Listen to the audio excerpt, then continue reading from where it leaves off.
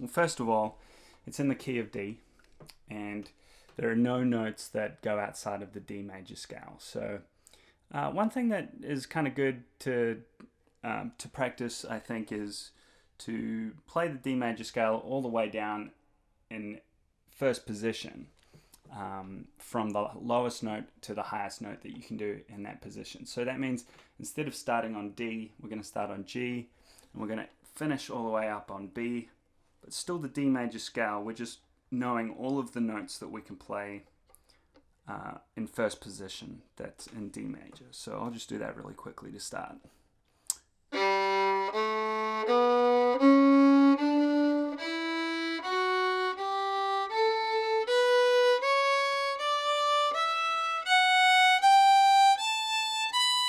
Back down.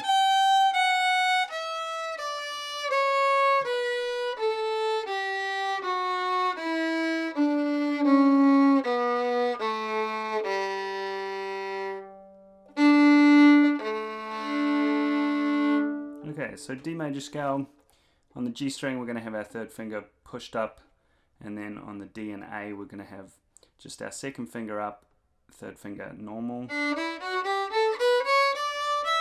On the E string, second finger back on the note G.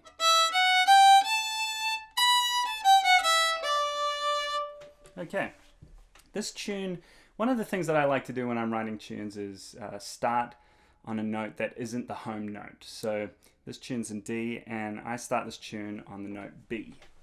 So fourth finger down on the E string. And something that I was playing around with when writing this tune was the idea of the interval of a fourth. So the interval of a fourth is between F sharp and B. And I was just playing around with this idea of moving that interval around. So that's just a little bit of technical information that may be of interest, but that's what I was playing around with when I wrote that phrase. So this is the first phrase. So we've got two big intervals of a fourth descending. So B to F sharp, and then A to E. And then we finish on the F sharp note. So let's just try that together.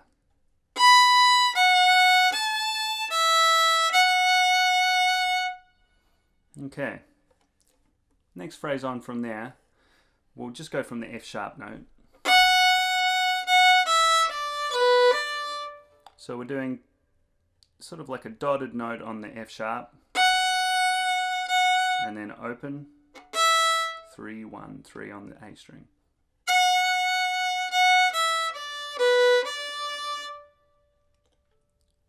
Two phrases together.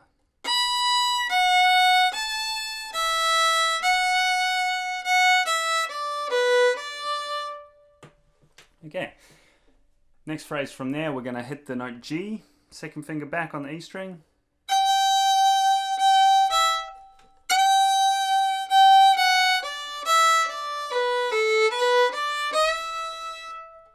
Okay, so first finger, rocking to the third finger, open. That's 1, open 1, 3, 4, or open E.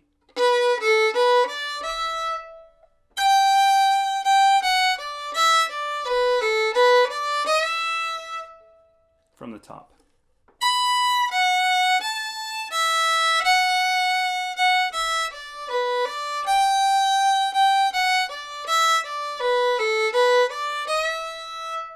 Now, if you've watched my video on bow rocking, you might want to try and do a little bit of bow rocking there at the beginning. That's how I do it.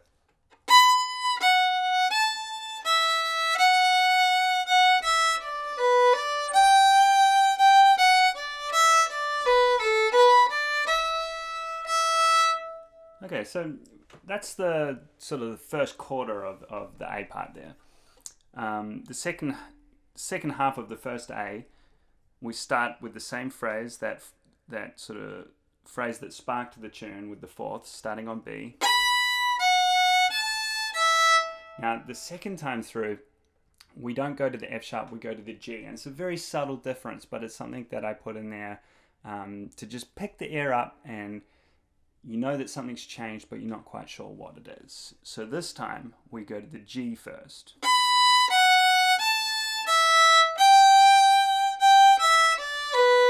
So it's the same phrase, but instead of first finger, it's second finger. And then we have our ending.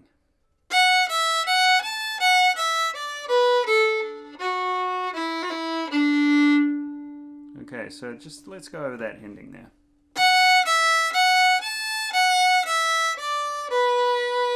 So it's 1, open 1, 3, 1, open, down to the A string, 3, 1. And then these notes are just slow notes. Open, 2, 1. The most simple version that you could do is, but I like to put in a little bit of a sort of grace note. I actually, usually when I do those grace notes, I hit the note closest to where your finger is. So instead of F sharp, I would hit an F. It just kind of adds a little interesting, maybe slightly bluesy moment. Instead of just a little very subtle difference there. The whole ending.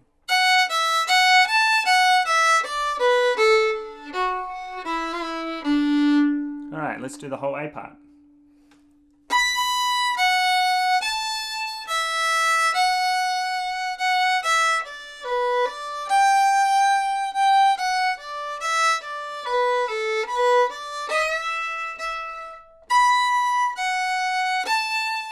To the G.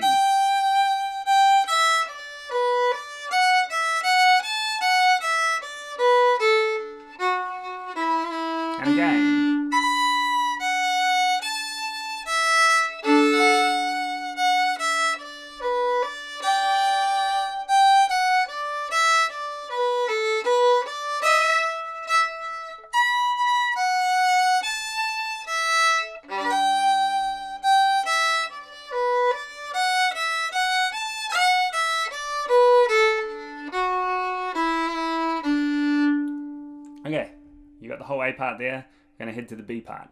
Now the B part also starts on the note B, but this time down a couple of octaves on the G string.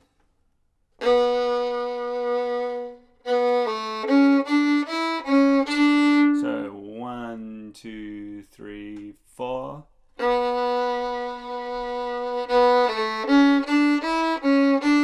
So that first note there holds out for almost 4 beats in itself. So it's 3, 4, 1, 2, 3.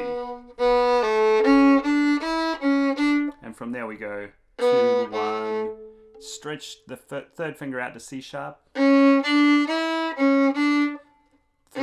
open, 1, 3, open. So that whole phrase there. 3, 4. 1, 2, 3. Okay, from there we're going to go on the D string.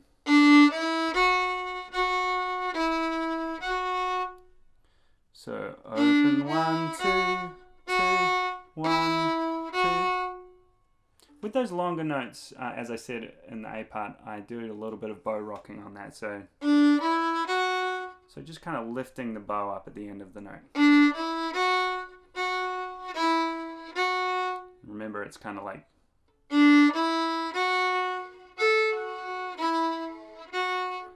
you're rocking to the next string, but you're not actually hitting it. Like that. Okay. 3, open, 1, 3, open. Now that's kind of similar to that we did before, but 2, 1, open, 2, 3. 2.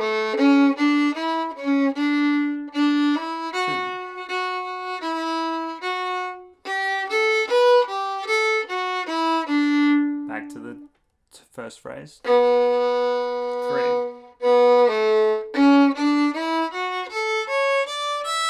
Now this might be the hardest part of the whole tune. It's kind of a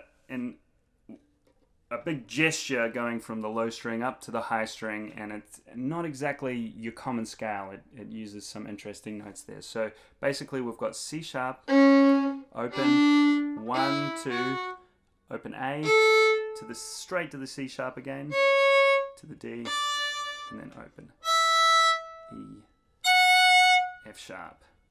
1,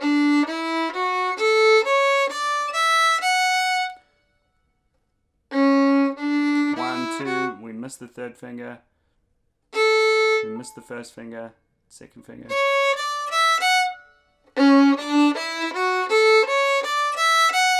So let's go from the phrase before that. We've got 1, 2, 3.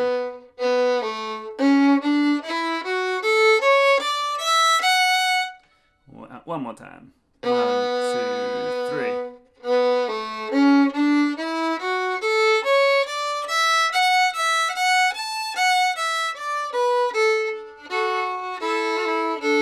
Same ending as the A part. 1, open, 1, 3, 1.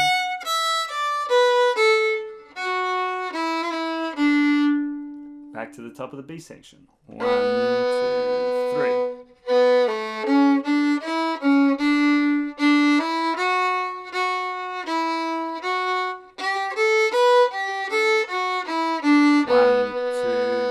Big gesture.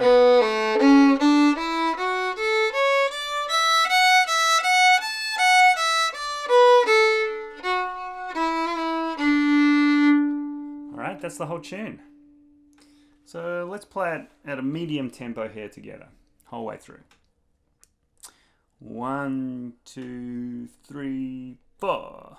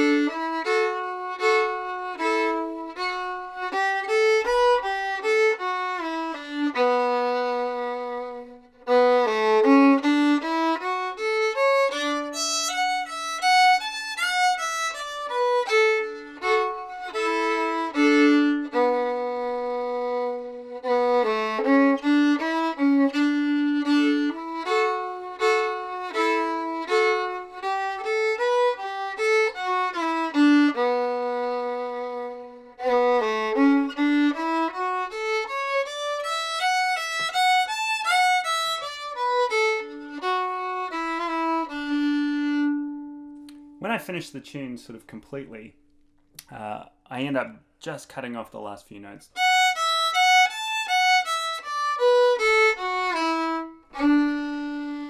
That's how I kind of finish it on the downbeat. When I'm kind of doing this at speed, I add a few extra little bowing ideas, so I'll just quickly go over those for you. So that's really using that rocking idea.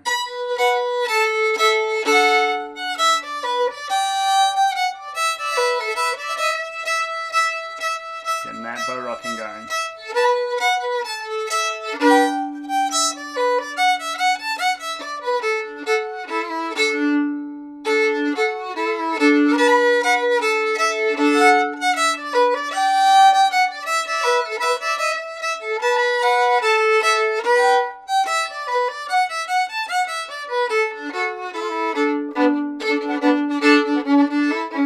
So there, often when I'm playing it fast, I'll add just like a basic shuffle in there. Now that's just like long, short, short, long, short, short. But I'm doing it across strings.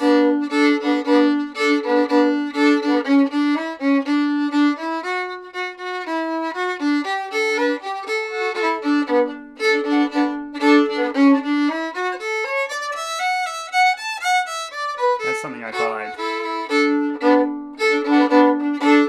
And it adds this kind of movement to it when we get to the B part.